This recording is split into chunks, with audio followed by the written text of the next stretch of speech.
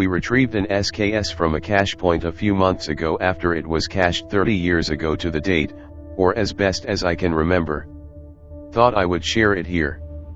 A little background info. Rifle was purchased in a crate containing 11 other SKS rifles. This specific rifle was cleansed of cosmoline thoroughly before being cached.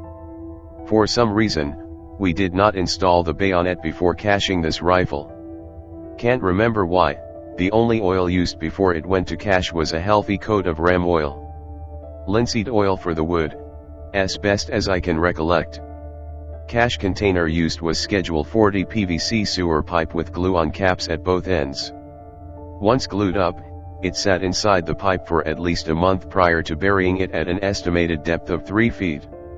Can't remember what was used to coat the leather end pieces on the sling, if anything. Only other items inside were a few silica packs. 30 years later. Exact location left much to be desired, as it took us too long to find it in my opinion. We also had to use a metal detector. Our plan initially was to dig it up at night, but ended up as a daylight dig. Note to self, false caches and or metal scrap can be a bad thing. Used a few e-tools to dig it up. No visible damage to the pipe upon retrieval. Used a brand new hacksaw to open it. Note, stood it up vertically against a tree, and cut off the top just below the cap. Missed the muzzle by 4 inches or so. A tad close, but got it done. Pulled rifle out, performed preventative maintenance checks and services to include function check, handed it off to another who performed the same, loaded rifle with 10 rounds of MFS 125 grain JSP, and let rip, once a small dose of CLP was added. No issues with rifle. Note, ram oil was a bit tacky so to speak, but didn't slow down rifle at all. Next, we cleaned her up and left it at that. More pics to follow. End state, lessons learned, container held up in excellent fashion, rifle looked better than it had in the crate. Note, I kept records concerning this specific rifle, but to this day have no recollection as to where those records ended up. This was, simply a test item, and a side item at that, so I should have been more in-depth 3 decades ago. I will retrieve another one in 20 years from the date this one was dug up.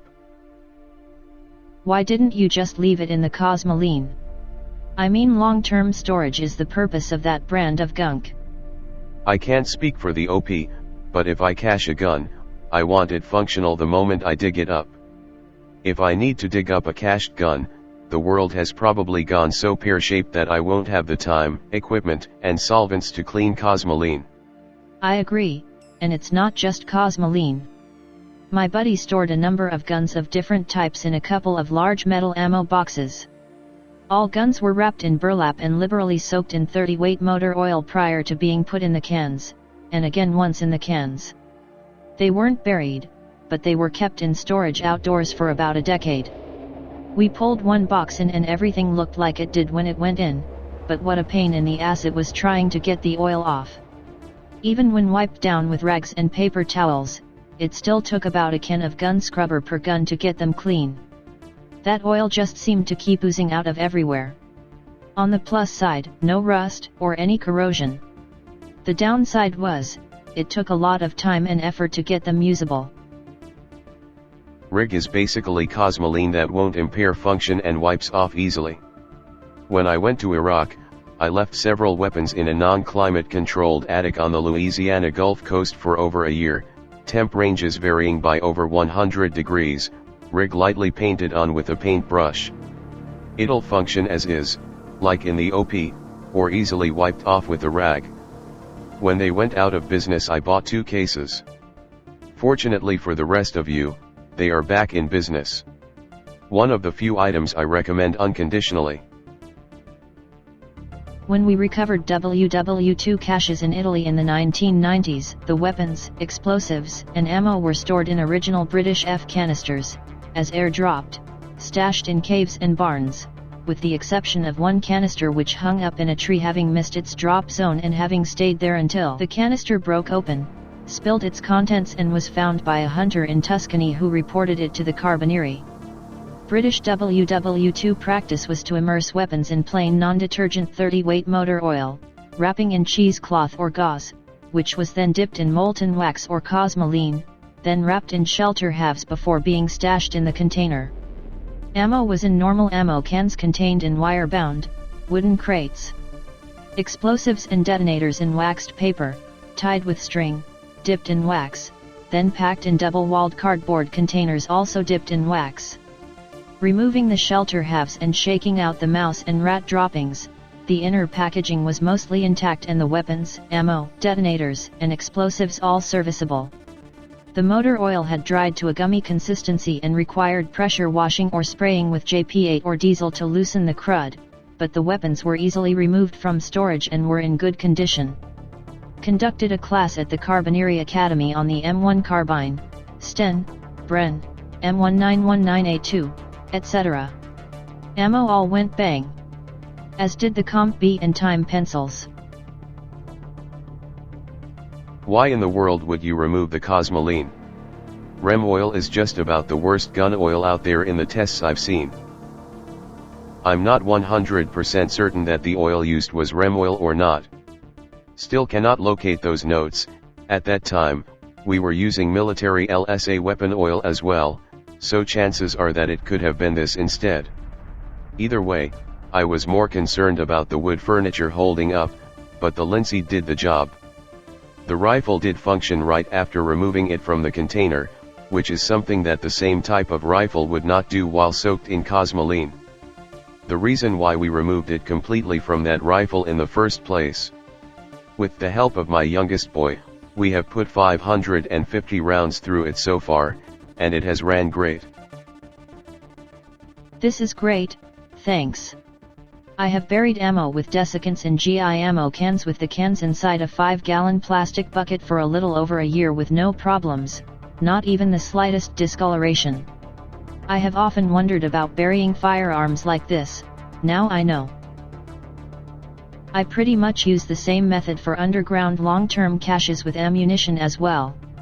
Dug one up after 10 years, 7.62 by 51, Santa Barbara, and the ammo not only looked in good shape, but all of it fired just fine to boot. Note, the ammo was loaded into 20-round M14 magazines before being buried, and mags all worked through rifles as should. The revolver in pic below was the second gun inside the 30-year cache. Left it loaded and all 5 rounds went bang.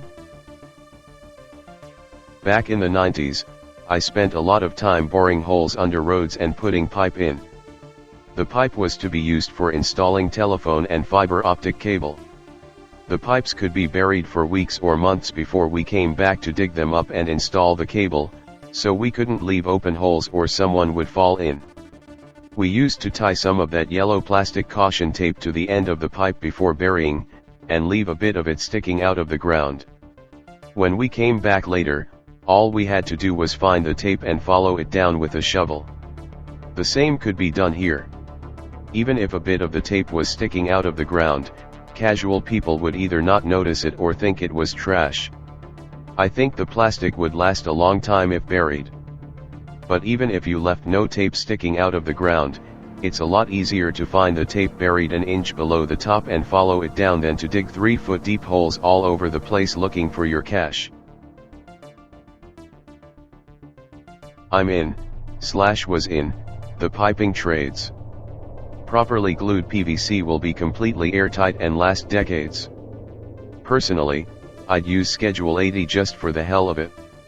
Sunlight is a big detriment to most all plastics, so burying it obviously helps that. I won't say it'll last forever, as I'm sure everyone has seen some PVC that becomes very brittle with age. But more often than not, it's pipe that's been outside, exposed to sunlight and repeated heat/cold cycles. As this test shows, modern PVC, 30 years ago, will last long enough for most people. If you really need to bury a gun for longer than 30 years, more than likely the next generation will be the ones to worry about it. More expensive, harder to find and fit, but incredibly tough is HDPE, or high-density polyethylene. the bigger diameters can be up to 2 inches thick, is absolutely indestructible, and will last forever. If I had the means and wanted to bury something without the slightest worry about it, I'd rig up some HDPE,